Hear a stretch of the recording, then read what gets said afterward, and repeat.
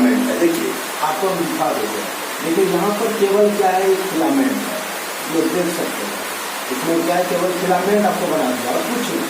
ये फिलामेंट है, ये फिलामेंट है, ये आपका चित्र नंबर 1 हो गया, आप 1 बोल सकते हैं, है ना। ये इसका जगह बहुत सारा बनेगा, अभी ध्यान दीजिए। ये फिलामेंट में आगे चलकर, ये फिलामेंट आगे चलकर जो है इसका ऊपर वाला भाग जो है फूल जाती है, ये अपने आकार में वृद्धि कर लेता है, क्योंकि यहाँ पर जो है मेरिस्टेमेटिक टिश्यू पाए जाते हैं। रीजोतल उत्तर पाया था मेरिस्टेमेटिक, क्योंकि उसमें विभाजन करने की क्षमता, उसमें ग्रोथ करने की क्षमता पाई जाती है। ये आगे चलकर क्या होगा, ये आकार में आगे फूल जाएगा। आप लोग गौर से देखिए, ये ऊपर जाने के बाद ये जो है थोड़ा अपना आकार में वृद्धि कर लेगा। देखिए इसमें फूल गया, ये जो है अपना आकार में वृद्धि कर लिया, ये अपना आकार में वृद्धि कर लिया। अब ये चित्र हो गया बी। अब इससे आगे चलता है, आप जो हम डायग्राम आपको बता रहे हैं केवल ये वाला भाग का बता रहे हैं, ये गोल वाले भाग का, ये गोल वाले जो भाग हैं उनका हम बात कर रहे हैं। शुरू में जो होता है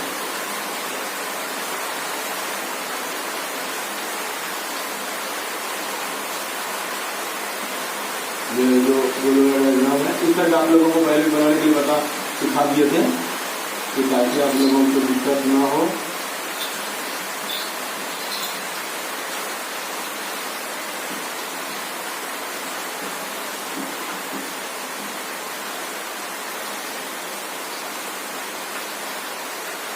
आपको बता दिए इसमें, तो इनको आप लोग देख लीजिए। तो ये जो यहाँ पर जो बना हुआ है डायग्राम है,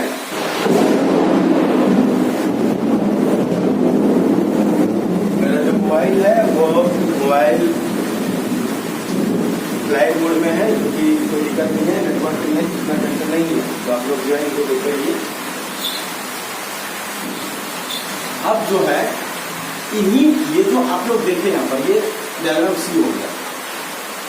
ये जो दिख रहे हैं आप लोगों को, इनके 4 कोनों में, यानी कि 4 भाग में सबसे ज्यादा ग्रोथ होती है।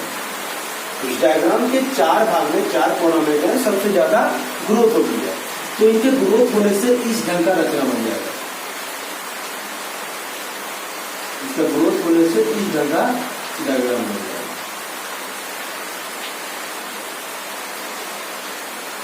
इस ढंग का डायग्राम बन जाएगा।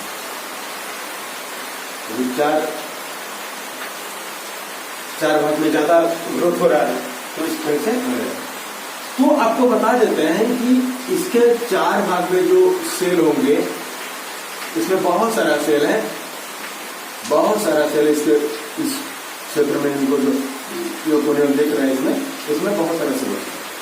उनमें जो एक सेल है, ये जो एक तो सेल है, ये पूरे एक सेल को कहा जाता है आर्की स्पोरियल सेल। क्या कहता है, आर्की स्पोरियल। हम आपको लिख देते हैं यहाँ पर, ये डायग्राम डी हो गया, इसको बोलता है archesporial cell. Archesporial cell, archesporial कोशिका,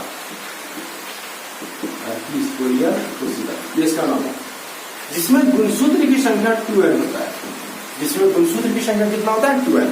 आपको बता दिए जो है इसका नाम क्या, आर्की स्पोरियल। ये जो एक सेल है इनको क्या कहता है, आर्की स्पोरियल। क्या बोलते हैं इसको, आर्की स्पोरियल सेल, जिनमें कोशिका की संख्या कितना होता है, 12। ये सब पूरा जो है इनमें जो है इस तरह से, जिस तरह यहाँ पर बना हुआ है, ठीक उसी प्रकार का पूरा भरा रहता है, इसमें से सेल पूरा भरा पड़ा है। तो आपको केवल ये चीज वाले को देखना है, बीच वाले भाग को। तो क्या बोले इसको, आर्की स्पोरियल सेल। इसी को क्या कहता है, आर्की स्पोरियल सेल। इसमें गुणसूत्र संख्या कितना होता है, 12। अब आप लोगों को इस कोशिका को बाहर करके हम आपको दिखा, ताकि आपको समझने में आसानी हो। तो इस कोशिका को ऐसे बाहर करके दिखा देते हैं आपको, यहाँ पर हो गया है ना। आपको देखिए उसमें चित्र में आपको अपनी को देखिए, उसमें देख लीजिए आपको। तो इस चित्र में जो हुआ, तो आपका ये डी हो गया था, तो ये यहाँ पर देखिए डी हो गया, तो ये आपका चित्र में हो जाएगा ई होगा, है ना। तो ये जो है ये आर्की स्पोरियल सेल है, ये जो दिख रहा है ये आर्की स्पोरियल सेल को ही बाहर करके देखा है। अब इस आर्की स्पोरियल सेल में चारों तरफ एक बार विभाजन होगा, इसमें चारों तरफ एक बार क्या होगा, विभाजन। आर्की स्पोरियल सेल में चारों तरफ में एक बार विभाजन होगा, तो विभाजन के दौरान जो विभाजन होने के बाद इस ढंग का कोशिका बनेगा उसमें। आप देख लीजिए इस तरह का कोशिका बनेगा, ये जो आप देख रहे हैं अंदर में ये केंद्रक है, इस तरह से कोशिका बनेगा। तो ये जो दिख रहा है आप लोगों को इसे दिखाई दिया, तो ये बाहर वाले को ध्यान दीजिएगा, ये बाहर वाले को कहा जाता है प्राइमरी पेरिएटल सेल।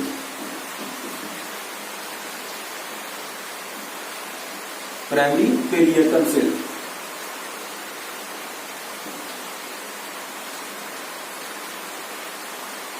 और ये जो अंदर वाले दिखाई दे रहा है इसको हम आपको हिंदी में लिख देंगे प्राथमिक पेरिएटल कोशिका, वो हम आपको लिख देते हैं।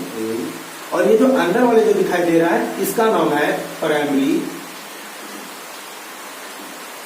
Sporogenous cell.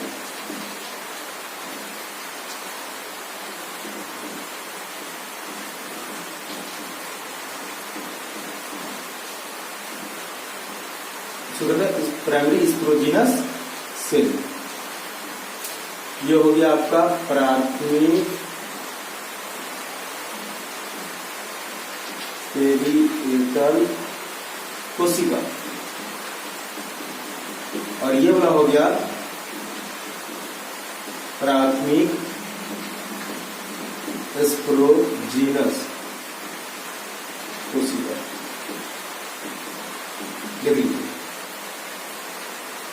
ये दिखाई दिया, ये प्राइमरी पेरिएटल सेल और ये प्राइमरी स्पोरोजीनस।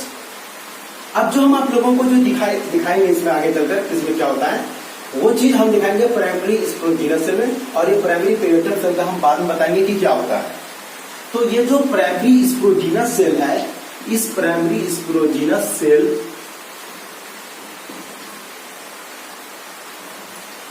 प्राइमरी, तो इस यहाँ पर डी हो गया, तो ये जो चित्र हो जाएगा हो गया।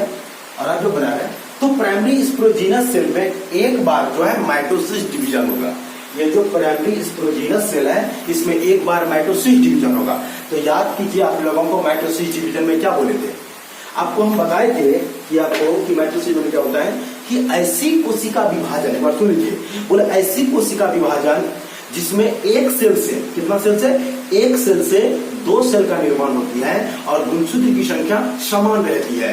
बोले आपको क्या, आपको हम बताए थे कि एक सेल से दो सेल बनेगा, एक सेल से दो सेल बनेगा और गुणसूत्र की संख्या समान, जैसे इसमें गुण संख्या 2n है तो इसमें भी 2n होगा और इसमें भी 2n होगा। वो हम आपको बोलते हैं कि ऐसी कोशिका विभाजन जिसमें एक कोशिका से दो कोशिका का निर्माण होगा और गुणसूत्र की संख्या समान रहेगी। तो आप गौर कीजिए, देखिए इसमें भी 2n है तो इसमें भी 2n है और इसमें भी 2n है। तो यहाँ पर जो है एक कोशिका से कितना कोशिका बनेगा, इधर से दो कोशिका बनेगा, दो कोशिका बनेगा तो फिर वो दो कोशिका से फिर जो है माइक्रोस्पोर बनेगा। तो हम आपको चित्र में केवल एक थोड़ी दिखाएंगे और बाकी जो है वो आगे आपको आपका बनेगा, लेकिन यहाँ पर हम आपको एक तो बना के दिखाएंगे। ये हो गया, ये जो बना आपका जो ये जो दिख रहा है इसी का नाम है माइक्रो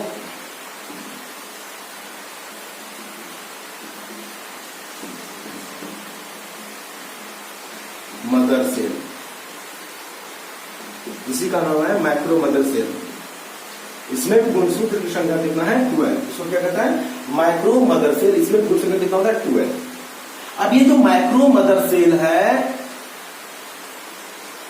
अब इसमें एक बार मियोसिस डिवीजन होगा, मियोसिस अब यहां पर माइटोसिस। तो क्या हुआ इसमें, अब माइक्रो मदर सेल में जो है इसको एमएमसी भी बोल सकते हैं, माइक्रो मदर सेल। तो एमएमसी यानी कि माइक्रो मदर सेल में एक बार आपको सूत्रण विभाजन होता है, कौन सा विभाजन होता है, और सूत्रण, उसी को बोलते हैं मियोसिस डिवीजन। तो मियोसिस डिवीजन में आपको हम क्या बताए थे कि एक कोशिका से चार कोशिका बनेगा, एक कोशिका से कितना कोशिका बनता है, चार कोशिका। ध्यान दीजिएगा, आपको पढ़ाए थे कि एक कोशिका से कितना कोशिका बनेगा, चार कोशिका बनेगा। देखिए एक कोशिका से कितना कोशिका बनेगा, चार कोशिका, और गुणसूत्र की संख्या क्या हो जाएगा, आधा हो जाएगा। ठीक है, इसमें कितना 2n है तो इसका आधा कितना हो जाएगा, n। आपको बताए थे। तो एक बार फिर से हम रिपीट कर देते हैं। आपको पूछा जाएगा कि मियोसिस डिवीजन क्या है, तो बोलेंगे ऐसी कोशिका विभाजन जिसमें एक कोशिका से 4 कोशिका का निर्माण होती है और गुणसूत्र की संख्या आधी हो जाती है, तो ऐसी कोशिका विभाजन को मियोसिस डिवीजन कहते हैं। एक बार फिर सुन लीजिए, हम बोले ऐसी कोशिका विभाजन जिसमें एक कोशिका से 4 कोशिका का निर्माण होती है और गुणसूत्र की संख्या आधी हो जाती है, तो उसे मियोसिस डिवीजन कहते हैं। अब यहाँ पर देख लीजिए आप लोग, अब यहाँ पर मियोसिस हो गया, तो एक से कितना बनेगा, 4।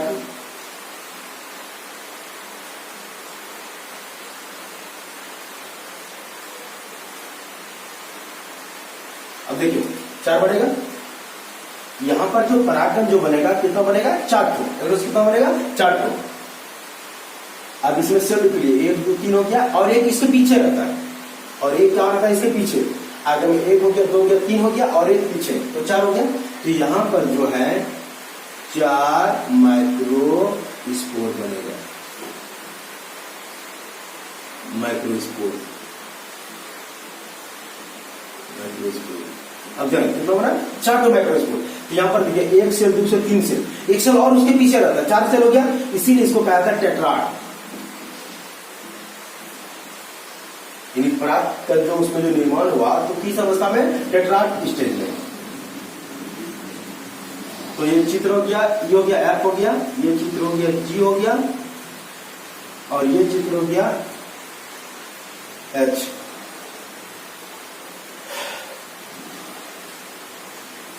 और एक चित्र और बचा हुआ है जो कि आपको इसमें बनाना पड़ेगा, किसका, ये तो इसके अंदर ये चीज बन गया, इसके अंदर में। अब ईथ जो है, ये पूरा जो दीवार दिख रहा है, पूरा जो आप इनको देख रहे हैं, ये कैसे बनता है। तो हम यहाँ पर आपको प्राइमरी स्पोरोजिनस सेल का तो बता दिए बना, लेकिन बचा कौन, primary parietal cell.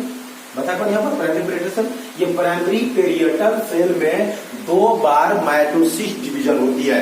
Primary parietal cell है, इनको बहुत से ध्यान से देखिए, ये प्राइमरी पेरिएटल सेल में 2 बार जो है माइटोसिस डिवीजन, मतलब क्या, समसूत्रण विभाजन होता है। कितना बार होता है, 2 बार। बोले आपको कि प्राइमरी पेरिएटल सेल में जो है, प्राइमरी पेरिएटल सेल जो है, प्राथमिक जो पेरिएटल सेल जो कोशिका है, उसमें 2 बार समसूत्रण विभाजन होती है। तो आप जरा ध्यान से देखिए, ये जो लेयर देख रहे हैं यहाँ पर, एक लेयर में एक बार, आप ध्यान दीजिए, एक लेयर में एक बार माइटोसिस डिवीजन होती है।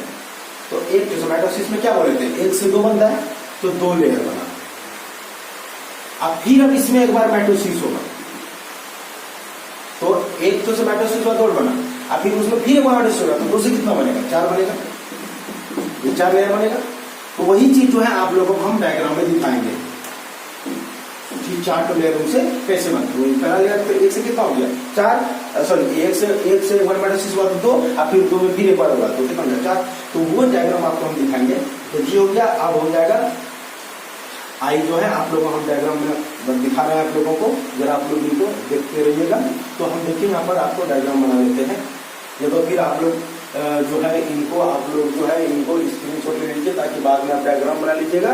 और इसके बगल में या तो इसके नीचे में जो आपका कॉपी, तो वहां पर आप लोग इनका डायग्राम बनाएंगे, क्योंकि उसका डायग्राम थोड़ा सा बड़ा होगा, तो उसका डायग्राम जो है उनके बाद में जो मिलने के बाद हम आपको जो है इसका बना देंगे, ताकि आपको आसानी लगे समझने में। तो आप लोग इतना भर जो है पहले बनाइएगा, उसके बाद ये तो क्या अपन लिखते हैं, ABCD हो गया, F हो गया, GH, और आई वाला जो हम आपको डायग्राम बनाएंगे, क्योंकि इसको जगह में थोड़ा सा दिक्कत होगा बनाने में। तो आप लोग इनको स्क्रीनशॉट ले लीजिए, ताकि आपको बनाने में आसानी हो। फिर जो है उनको बनाएंगे, तब आप लोग इनको बना के तब उसको इसके नीचे में बनाना है। ये तो फिर कहीं जगह खाली जगह रहेगा, जिस जगह नंबरिंग कर दीजिएगा, ताकि उसको देखने में समझ में आपको आ जाएगा ये चीज है, ठीक है। तो आप लोग स्क्रीनशॉट ले लीजिए। हाँ, अगर इसमें आप लोगों को कोई भी तरह का अगर दिक्कत होता है, तो आप लोग डायरेक्ट हमको कॉल कीजिए, समझे ना, और डायरेक्ट कॉल करके पूछिए सर कि यहाँ पर कहाँ पर क्या क्या अगर आपको दिक्कत होगा तो आप पूछ लीजिए। और हम फिर से रिपीट कर देते हैं आपको कि आपको बोले थे कि प्रारंभ में फिलामेंट रहते हैं, फिलामेंट रहने प्रारंभ में फिलामेंट हुआ तो इसके ऊपर भाग जो फूल जाता है, क्योंकि उसमें जो है आपको बताए कि उसमें मेरिस्टेमेटिक टिश्यू होता है, जिसमें विभाजन करने की क्षमता होती है, फिर यही अपना आकार में बड़ा हो जाता है। तो बोले आपको क्या, इनके 4 भाग में, इनके 4 कॉलम में ज्यादा ग्रोथ होती है। तो ज्यादा जो ग्रोथ होती है उनमें जो सेल बनते हैं, उसमें बहुत सारा सेल होता है, उनके एक सेल को कहते हैं आर्किस्पोरियल सेल। क्या कहते हैं उसको, आर्किस्पोरियल सेल कहते हैं। क्या कहते हैं उसको, आर्किस्पोरियल सेल।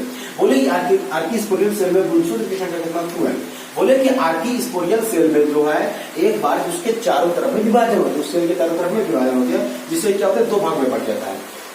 इसके बाहर वाले सेल को प्राइमरी पेरिएटल सेल कहते हैं और अंदर वाले सेल को प्राइमरी स्पोरोजिनस सेल कहते हैं। अंदर वाले को प्राइमरी स्पोरोजिनस और बाहर वाले को प्राइमरी पेरिएटल सेल। अब बोले कि प्राइमरी स्पोरोजिनस सेल में एक बार माइटोसिस डिवीजन होता है, जिससे से दो सेल बनता है, कितना उसका दो कोशिका।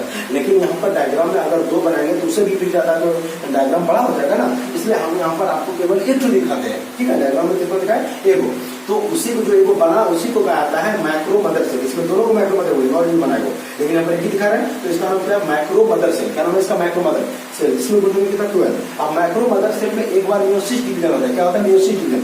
जब मियोसिस डिवीजन होगा, यहाँ पर इसमें कितना 12 था, तो माइक्रोस्पोर में कितना हो जाएगा इसमें, तो इसमें हो जाएगा m, क्योंकि माइक्रोस्पोर बन गया। इसमें गुणसूत्र संख्या क्या हो जाएगा, आधा हो जाएगा। तो इसमें मियोसिस में एक सेल से 4 सेल बनेगा, अब गुण संख्या आधा हो जाएगा, तो आधा हो जाने के बाद कितना होगा, n होगा। और इसमें जो सेल दिखाई दे रहा है 1 2 3 आइगोस पर में, तो 4 तो टेट्राड हो गया, है ना। तो 1 2 3 आइगोस पर में 4, तो इसको क्या बोलते हैं, टेट्राड, ठीक है। अब इनको आप लोग इससे फॉर्मा लीजिए और उनके बाद जो है आपको इसका आगे का जो चित्र वो हम आपको बताएंगे। ले लिए इससे फॉर्मा लीजिए इनको एक बार। चलिए अब इनको हम करते हैं।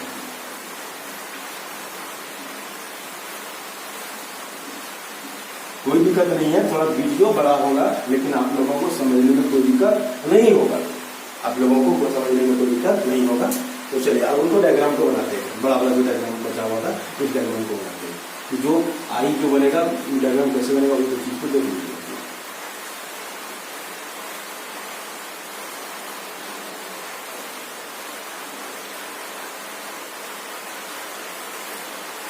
देखिए ये आपका डायग्राम बनेगा।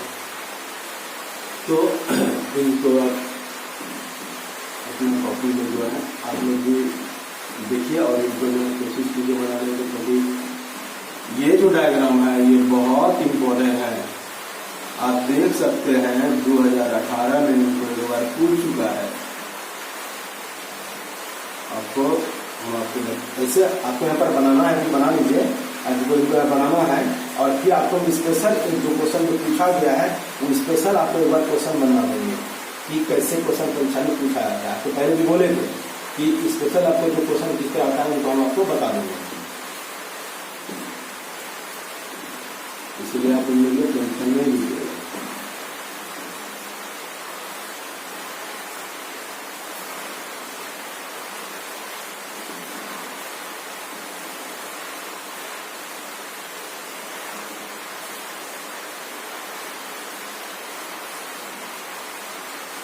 आप लोग इनको देखते चले जाए ताकि आपको समझ में आसानी हो।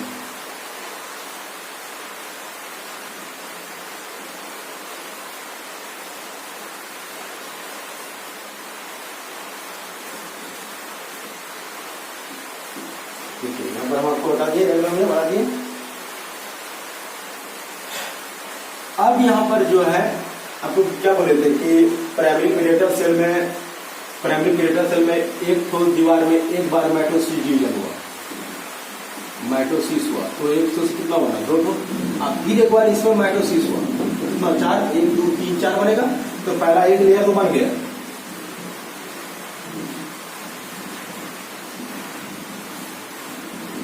ये आपका दूसरा लेयर हो गया।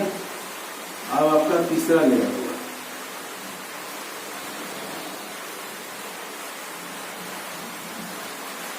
अब गौर कीजिएगा ये जो बनाए हुए हैं ये इसका चारों तरफ में है, इसलिए हम आपको इसमें दिखा देते हैं।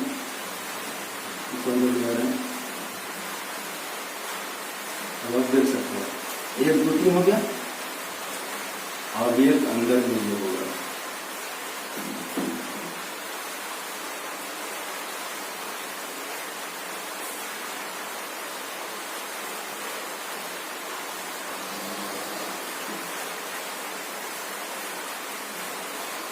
बना गया 1 2 3 आए क्लियर, ये 4 हुआ।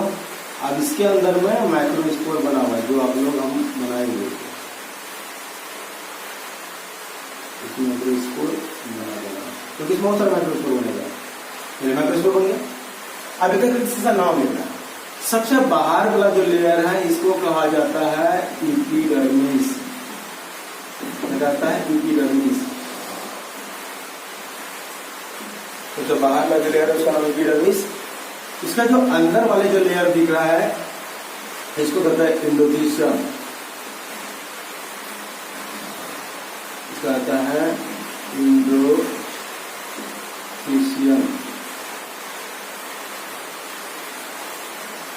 और इसके तीसरा जो लेयर दिखाई दे रहा है इसको कहते हैं मिडिल लेयर,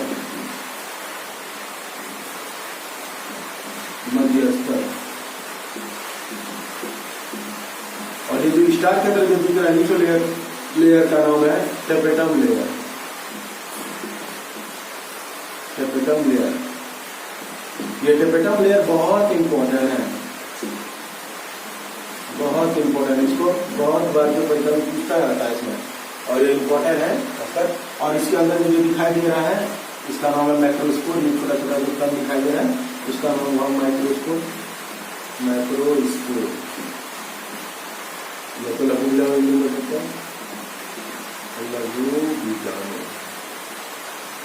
चलिए हो गया। ये जो आपका जो ये डायग्राम हुआ, जो फिगर हुआ, यही हो गया एंथर।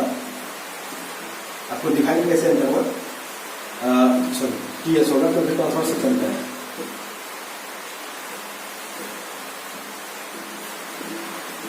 एंथर बोलिए या तो फिर इसी को बोल देंगे टीएस ऑफ माइक्रोस्पोरेंजिया।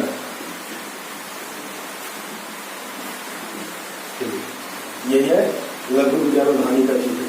तो एग्जाम में यही पूछा 2018 में कि लघु बीजाणुधानी का बीजाणुधानी के अनुप्रस्थ काट का नामांकित चित्र बनाइए, और ये परीक्षा में पूछा जाता है।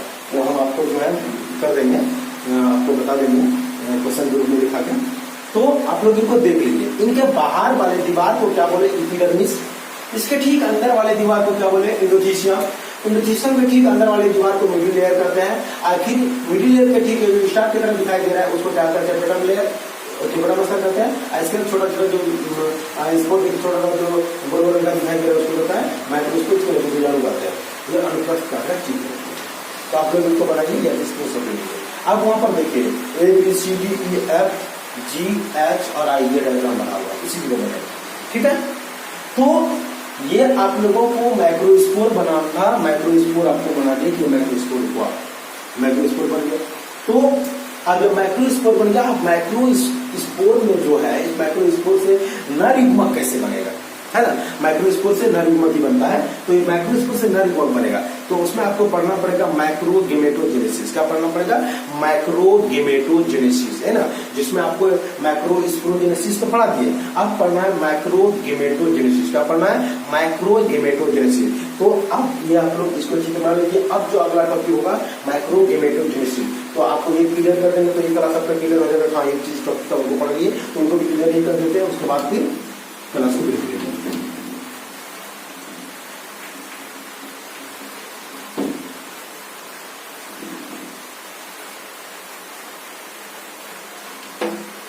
चलिए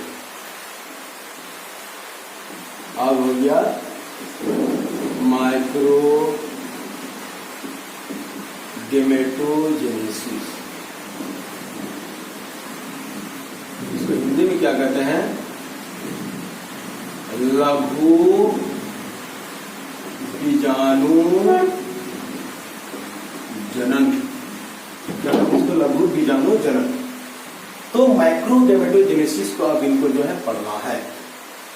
अब देखिए, तो आपको पूछा जाएगा कि माइक्रो बीजाणु जनन नहीं, माइक्रो युग्मक जनन, माइक्रो युग्मक जनन,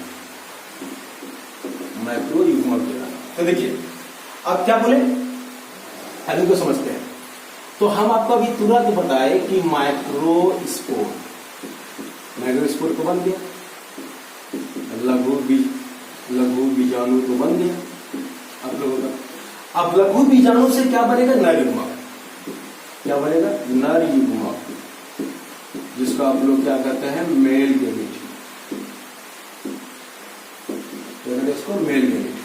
तो ये माइक्रोस्पोर है, लघु बीजाणु। जो वो कैसे बताओ चीज को पहले समझिए। देखिए आपको क्या बोलेगा,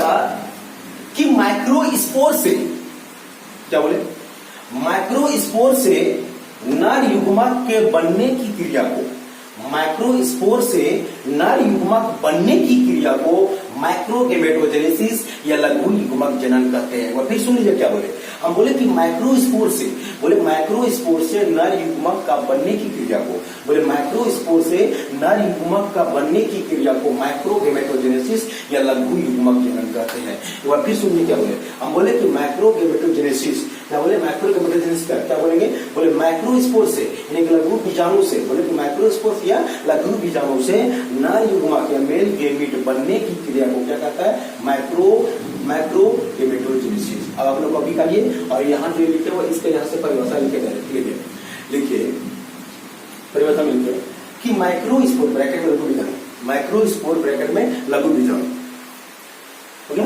ठीक है, माइक्रोस्पोर से नर युग्मक, माइक्रोस्पोर से नर युग्मक बनने की क्रिया को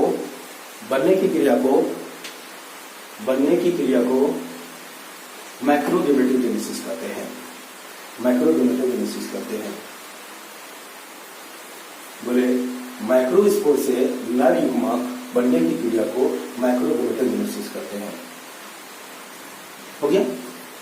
अब ये जो बनता कैसे है उन चीज को आपको डायग्राम में बताएंगे, उसके बाद आप देखिएगा कि कैसे बनता है।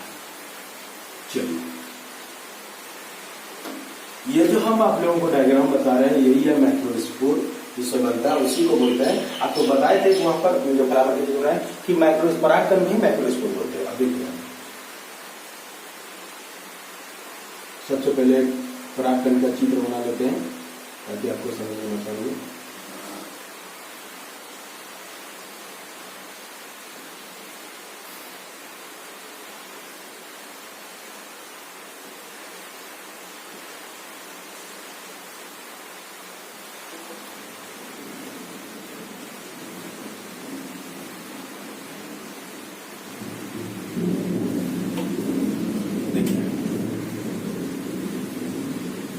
ये जो छिद्र यहाँ पर देख रहे जैसा गोल रखा है, ये यहाँ भी हो सकता है, यहाँ भी हो सकता है, यहाँ भी हो सकता है, यहाँ भी हो सकता है, कहीं भी हो सकता है, इसीलिए इन पर उतना जोर नहीं देना।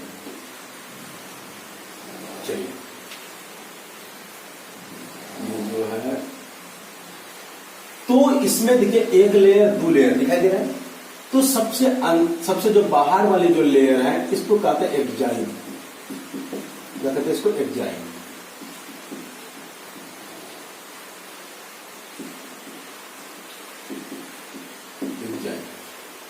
और ये जो एक्जाइन है, ये जो डायग्राम बनाया आपको माइक्रोस्पोर का है, माइक्रोस्पोर, इसी को बोले पोलन ग्रेन, ये भी परागकण, परागकण बोलिए, एक्जाइन हुआ, इसको पोलन ग्रेन भी लिख देते हैं, पोलन ग्रेन। अब देखिए, ये जो अंदर वाले जो दीवार है इसका नाम है इंटाइन।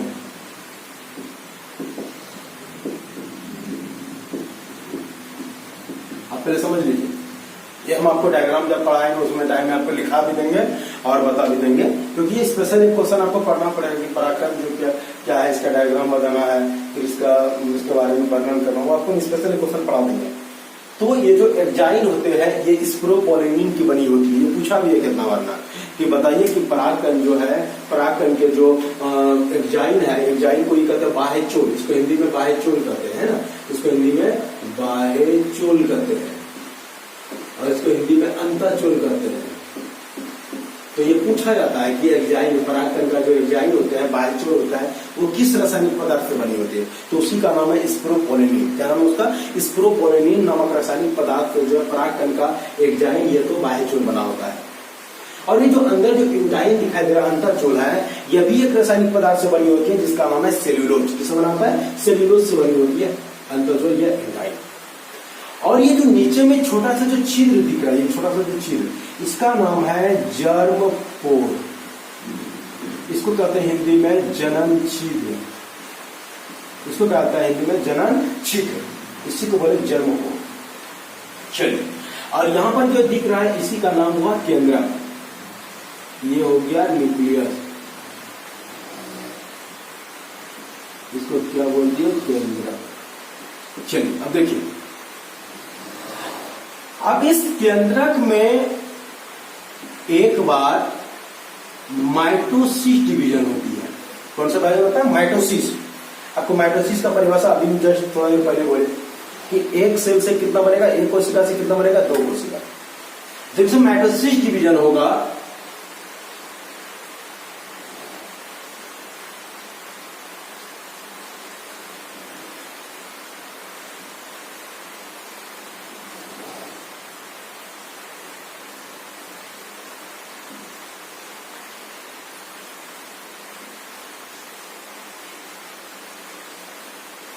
जब माइटोसिस डिवीजन होगा, यहां पर क्या है, एक न्यूक्लियस दिख रहा है, यहां पर 2 न्यूक्लियस बनेगा। एक न्यूक्लियस आकार में बड़ा होगा और एक न्यूक्लियस आकार में छोटा होगा। ध्यान दीजिएगा, एक न्यूक्लियस आकार में बड़ा हो जाएगा और एक न्यूक्लियस आकार में छोटा हो जाएगा। तो ऊपर वाला जो दिखाई दे रहा है, बड़ा वाला जो दिख रहा है आप लोगों को, ये जो बड़ा वाला दिख रहा है, इसका नाम है वेजिटेटिव न्यूक्लियस, ठीक है। और ये जो छोटा वाला दिख रहा है, इसको जेनरेटिव न्यूक्लियस कहते हैं। जेनरेटिव न्यूक्लियस, ठीक है। इसको हिंदी में कहते हैं कायिक केंद्रक, और इसको कहा जाता है जनन केंद्रक।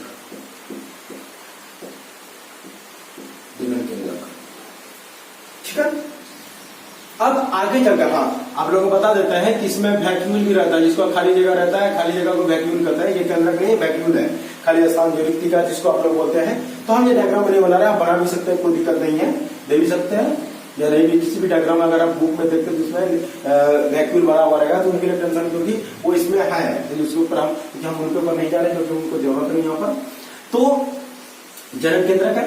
तो ये जो वेजिटेटिव न्यूक्लियस, जगह पर समझिएगा, ये जो वेजिटेटिव न्यूक्लियस है, ये जो है यहाँ पर नली बनाएगा, है ना, एक नली बनाएगा जिसका नाम है पराग नली। अब पहले आप समझ लीजिए, ये जो परागकण है, जब ये परागकोश से निकलकर वर्तिकाग्र तक पहुंचती है। याद कीजिए, आप लोगों को हम पढ़ाए थे परागन, पॉलिनेशन पढ़ाए थे। पॉलिनेशन में आपको बताए थे कि परागकोश से निकला हुआ परागकण वर्तिकाग्र तक पहुंचने की क्रिया को, कहां तक, वर्तिकाग्र तक पहुंचने की क्रिया को क्या कहता है, पॉलिनेशन करते, आपको पढ़ाए थे। तो परागकण जो है पराग पर स्टिग्मा तक पहुंच गया। तो वहां पर पहुंचने के बाद जो है वहां पर तो रात में ओस गिरते हैं, जिसको आप लोग रात में जो सीप जिसको बोलते हैं वो गिरते हैं। तो उसमें जल जो जमीन के ऊपर, जो जल की बूंदे जो उसकी बूंद जमीन के ऊपर पड़ती है, तो ये जो है जर्मिनेट होते हैं ना, अंकुरित होते हैं। तो अंकुरित जो होते हैं, तो यही कायिक जो केंद्रक जो वेजिटेटिव न्यूक्लियस है, यही जो यहाँ पर जो है आकर ट्यूब बनाएगा। वो हम आपको नीचे डायग्राम में दिखा देते हैं। तो यही जो ट्यूब बनाएगा। और ये जो जेनरेटिव न्यूक्लियस है, यही जेनरेटिव न्यूक्लियस में एक बार माइटोसिस डिवीजन होगा, जिससे 2 केंद्रक में बढ़ जाएगा, मतलब 2 केंद्रक में ये बढ़ जाएगा। ठीक है, तो देखिए आप ध्यान से। तो आगे जो हम आपको डायग्राम बता रहे हैं, उस डायग्राम में आपको दिखाने कैसे मिलता है। तो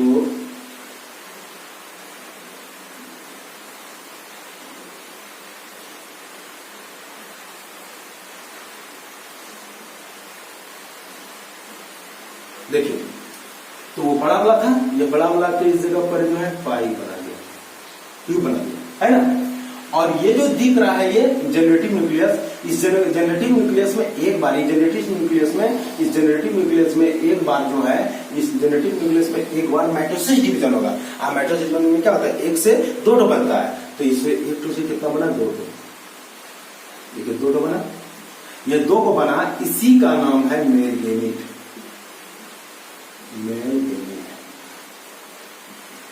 इसी को आप लोग नर युग्मक बोलते हैं, मेल गेमीट नर युग्मक बनता है। तो देखिए यहाँ पर, तो ये जो दिखाई दिया, और ये जो वेजिटेटिव न्यूक्लियस हुआ कायिक केंद्रक जो ये ट्यूब बनाया, इसी ट्यूब का नाम है पोलन ट्यूब। Pollen tube. अब ध्यान दीजिएगा, not you tube, only pollen tube, है ना। इसको कहते हैं हिंदी में परागनली।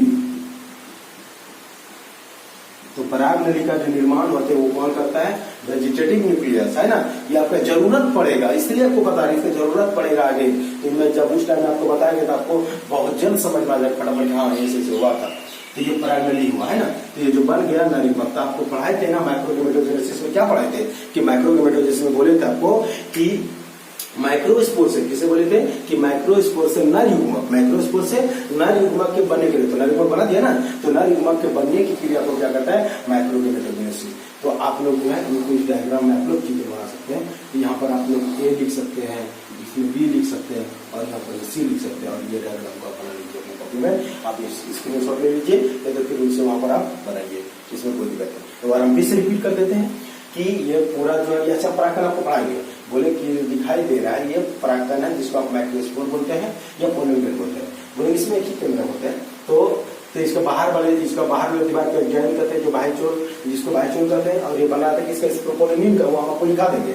अगला क्या, जो अंदर वाला दीवार है किसके अंदर, उसको कहते हैं इंटाइन, जो अंतरचोल, जिसको हिंदी में अंतरचोल कहते हैं, और ये बना होता है सेल्यूलोज का। और अंदर जो दिखाई दे रहा है ये केंद्रक है, नीचे छोटा सा छिद्र दिखाई दे, इसको जर्मोपोर कहते हैं, जर्म छिद्र कहते हैं। अब ये जो दिखाई दे रहा है न्यूक्लियस, न्यूक्लियस में एक स्पर्मेटोसिस यूनियन होता है, जिससे दो बनेगा, एक तो आकार बड़ा होता है, छोटा होता है। बड़े वाले को वेजिटेटिव न्यूक्लियस कहते हैं, कायिक केंद्रक बोले, ये तो वर्धी केंद्रक बोले, दोनों की चीज है। और ये जो जनरेटिव न्यूक्लियस, इसको जनन केंद्र कहते हैं, और ये जनन केंद्र कहते हैं। तो आगे चलकर ये वेजिटेटिव न्यूक्लियस जो है ये ट्यूब बनाएगा, नली बनाएगा। और ये जो दिखाई दे रहा है जनरेटिव न्यूक्लियस, इसमें इस जनरेटिव न्यूक्लियस में एक बार माइटोसिस डिवीजन होगा, जिससे दो ठो बन जाएगा, जिसको क्या कहता है? नलिका। कोई दिक्कत इसमें? आप इनको इस चित्र में ऐसे करके यहाँ से दिखा सकते हैं, ऐसे करके कि यहाँ पर ऊपर बना, इसमें लिख देंगे माइटोसिस, माइटोसिस होता है बना। कोई दिक्कत इसमें? तो आप लोग इस डायग्राम को बना लीजिए, वो जो अभी परिवर्तन लिखे उसमें डायग्राम बना लीजिए। तो आज का क्लास यहाँ तक हुआ कि माइक्रोस्पोरोजेनेसिस पढ़ा दिए, माइक्रोगेमेटोजेनेसिस पढ़ा दिए। अब जो आप लोगों का जो क्लास होगा ठीक 4 बजे आप लोग अपने वीडियो, ऐसा में वीडियो पहले अपलोड कर देंगे, तो आप लोग देख सकते हैं आराम से। और जो है आपको बोले 1 घंटा आपको निकलना पड़ेगा इनके लिए, आप निकालिए आराम से, पढ़ते चले जाइए और लिखते चले जाइए, तो सोचना नहीं है। जिस तरह से क्लास में कर रहे थे ठीक उसी प्रकार होगा। हर रोज जो है आप लोग, आपका टाइम हम चेंज कर देंगे, क्योंकि हम, मेरा कोशिश रहेगा कि आप लोगों को अपलोड करके 12 बजे तक मैं आपको ये वीडियो दे दें। तो आप लोग जो है अभी तत्काल में भी आप लोग 4 बजे देखिए, तो 4 बजे इसको नहीं देख सकते, लेकिन आपको एक रूटीन बना देंगे, हर रोज जो है आपका होगा। और एक बात याद रखिएगा कि आप लोगों के वीडियो में जो है हम डेट लिख देंगे, ये किस दिन का वीडियो है, तो वो रेगुलर चलते रहेगा, आपका एक कॉपी में बनते चला जाएगा। ठीक है, तो आप लोग इनको स्क्रीनशॉट लीजिए। ठीक है, तो अब आप लोग इसी तरह क्लास आप लोगों का हर रोज होगा।